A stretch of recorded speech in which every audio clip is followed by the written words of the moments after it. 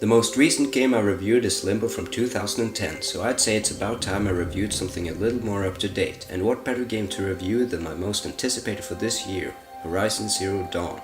When I first watched the reveal trailer during E3 of 2015, I was immediately grabbed by its thrilling gameplay and fascinating concept, both of which I'll discuss later during this review. I was debating whether I wanted to review this game or not, since it's a little different from what I'm used to, but since I can't get enough of it, I decided to go in depth and express my thoughts on it. In what way is this game different from what I'm used to? Well, I realize I haven't played that many open world games, and the games of that genre are usually packed full with content, so I was afraid the review would have to be as well. Besides, I hadn't started recording footage from the beginning, so it felt like I was missing a lot. But alas, I'm doing this regardless, mostly because I'm really passionate about this game in particular. The Wind Waker, The Crew, and the Test Drive Unlimited series are among my favorite open world games. Does Horizon Zero Dawn reach the same quality, or is it mediocre in comparison? Let's find out. Horizon Zero Dawn released just a few days ago, on February 28th in fact, but since I live in Europe, I had to wait an additional day before it became available over here. The developers behind this project are named Guerrilla Games, who are widely known for previously making the Killzone franchise, and since that company is entirely owned by Sony, Horizon Zero Dawn obviously had to be exclusive to the PlayStation 4.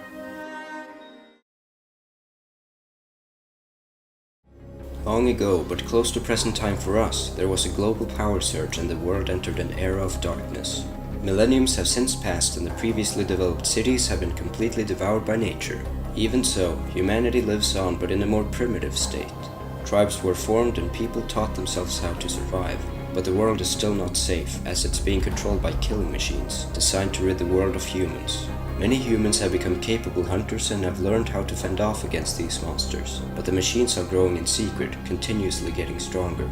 No one dares to enter the Forbidden Ruins to discover the secrets that could be used to destroy these machines. Except for an orphan girl named Aloy. Once a shunned outcast, now an accomplished machine huntress, seeks to find answers to the many questions of the past, while also discovering her own true heritage. Horizon Zero Dawn evidently shows a huge attention to storytelling, which is filled with mystery, self-discovery, and lots of unexpected twists. The plot thickens as you delve deeper into it, yet it still manages to retain its mystery. This might be the most creative and well thought out plot I've ever experienced in a game, and it even rivals a lot of big blockbuster movies. The interconnected world has a story of its own, and there are tons of characters and events to be found within it. Every tribe has an identity, with their own culture, history, religion, and politics, and their relationship towards other tribes differ.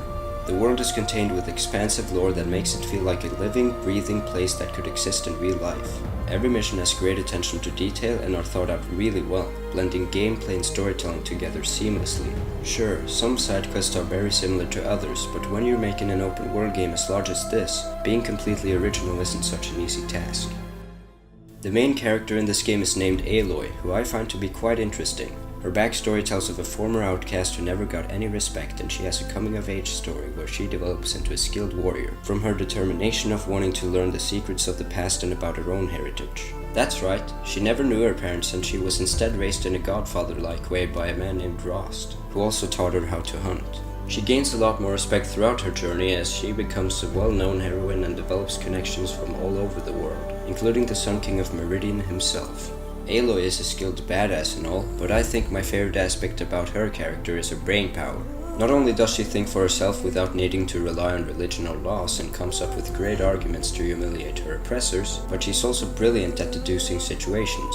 She's by no means Sherlock Holmes, but she's really good at figuring out how to solve crimes and other mysteries. While the storytelling in this game is superb, the characters lean a bit towards the weaker side. That being said, I like interacting with Aloy's mentor Rost, Researcher Silence, Sun King Avad, Captain Errand, and Soldier Varro, but the less significant characters are mostly forgettable.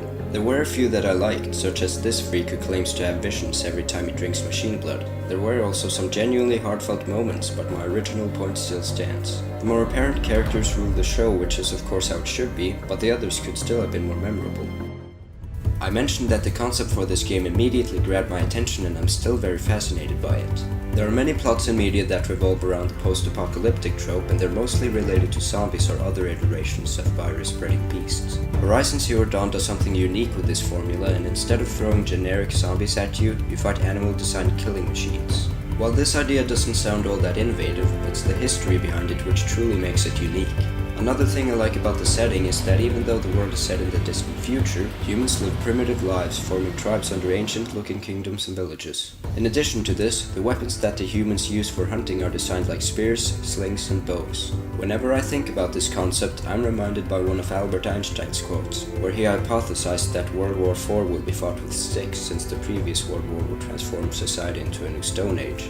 Even though the world looks like it takes place during an older era, it still manages to stay true to its futuristic setting. The cauldrons, the machines, and the focus devices are all testaments to that. Speaking of, I haven't yet explained what a focus is. As a young child, Aloy entered a forbidden bunker and found an electronic device strapped to the head of a corpse, capable of tracking, collecting data files, and revealing useful information. At the time this game released, I was fortunate enough to have a week-long winter break from school. The game came out on March 1st, and I spent approximately 50 hours into it from Wednesday through Sunday, which averages to 10 hours per day. I haven't played a game this religiously since Pokemon X and Y came out in 2013. From that information, I think you can tell that I've become addicted. I'm going to discuss the combat first, but for this segment I have to weave in the game's difficulty. There are 4 difficulty settings: easy, normal, hard, and very hard. I chose the normal difficulty, and believe me, there's a lot of challenge to be had. Whenever you confront a new enemy, they're usually hard to beat. You can find its weak points through using your focus, of course, but you still don't know the most effective strategies for taking it out. Not knowing its fighting patterns makes it even more challenging. Most enemies take lots of hits before going down, and they can easily drain your health bar, especially since their attacks are quick. Basically, in order to defeat enemies, you have to become familiar with them. You also need to take into consideration what type of weapons you should use, as well as what ammunition types will be the most effective. Against Glinthawks, the best strategy is to either shoot fire arrows at them, use a ropecaster against them, or destroy their ice tanks. These 3 methods bring them down to the ground, leaving them open to further damage. I've had a lot of trouble fighting Thunderjaws because they're fast, strong, and their health bar stretches far. However, once I found out you can use their disc launchers against them, they became a lot easier to defeat. You just shoot a few arrows at one of the disc launchers on the Thunderjaw's back and it'll eventually pop off. There's an easier method for doing this too, by targeting a disc launcher with a Terra ammunition type. Just one precise hit knocks it right off. The combat delivers a rewarding learning curve, because when you figure out effective ways for taking enemies out on your own, it feels like you yourself develop as a warrior. I realize how corny and cliched that sounds, but it's an accurate claim. I didn't look up any guides going into this game, and I'm glad I didn't. Even though I like the learning curve, I have to admit that the game can be unforgiving at times. I raged a lot during my playtime, especially when I fought 2 Thunderjaws at once, where I died at least 5 times. The fact that this game is so difficult, even on normal mode, is quite baffling to me, and it matches the level of difficulty found in Jak 2 and Uncharted 4 in crushing mode. While I love the gameplay, I have a few problems with it. Fighting the machines feels very satisfying, but the same can't be said for the human enemies. There are a lot of missions that feature human enemies, and they require basic repetitive tactics, making them a tad bit boring to fight against. The camera is another issue. It's closed up on Aloy and you can't adjust the settings, meaning you can't set it to a more open view found in most other third-person games. How do I describe the game's aesthetics? In short, they're simply breathtaking. I realized that would be a more fitting statement for a review of Breath of the Wild, but it doesn't matter, since this game's presentation blows it out of the water. You can already tell from looking at the cover that the game will look great. I mean, just look at this box art, one of the best I've ever seen. The graphics are astounding, and while it doesn't look as good as Uncharted 4 on the surface, I realized that for this to be an open world game and have such stunning visuals, it might actually surpass it.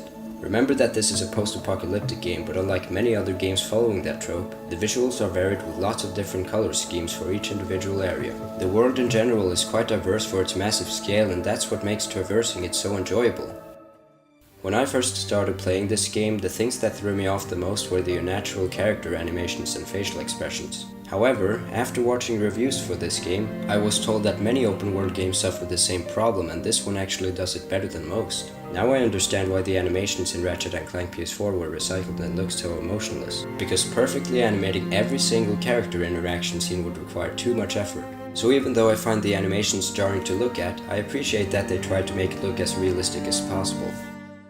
The voice acting is good too, but the voices often sound very similar. I'm guessing that's due to many of them being voiced by the same actors, because there are tons of characters in this world and hiring that many voice actors has to be impossible. A major complaint I have with the audio is that the sounds often overlap each other. For example, I can't hear what Aloy's saying with all this chaos going on. Something else that really bothers me is when more than one person talks, making it hard to follow what each person is saying.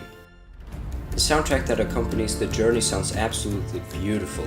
The tracks are mostly atmospheric and many of them sound similar, but they all do a spectacular job at creating a dynamic atmosphere. I also have to give credit to the main theme. It's one of the best main themes I've ever heard in gaming, and I actually prefer it to Uncharted's main theme, which I've praised in previous reviews. They definitely chose the right composer for this one.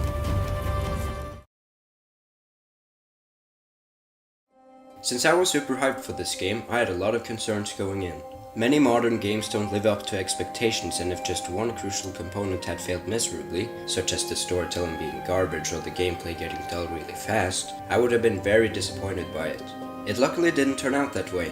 Admittedly though, the first time I played Horizon Zero Dawn, I felt uneasy. I had a fun time playing it, but there were a few things that seemed off, such as the aforementioned animations during character interactions, the boring side characters, the unbalanced audio, and other flaws. However, my uncertainty faded away the following day and I just wanted to enjoy the game, which I did.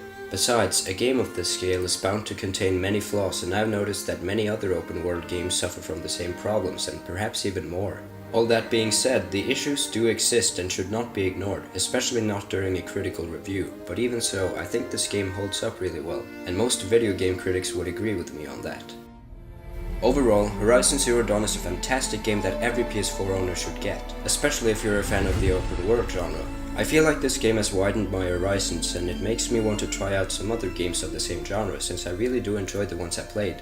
While I still enjoy the Wind Waker, The Crew, and the Test Drive Unlimited series slightly more for personal reasons, from a critical standpoint, I think it outclasses them, maybe aside from the Wind Waker. It met my expectations, perhaps even exceeded them, and I'm really glad it did, because otherwise tears would have been shed. But thankfully, Guerrilla Games knew what they were doing when developing this incredible gem, and I have to both praise them and thank them for crafting a truly memorable experience. I'm rating Horizon Zero Dawn 9.5 out of 10, being a near-perfect first outing in a promising new PlayStation IP. It's in my top 5 favorite PlayStation exclusives, and it's a strong contender for becoming the best game of the year.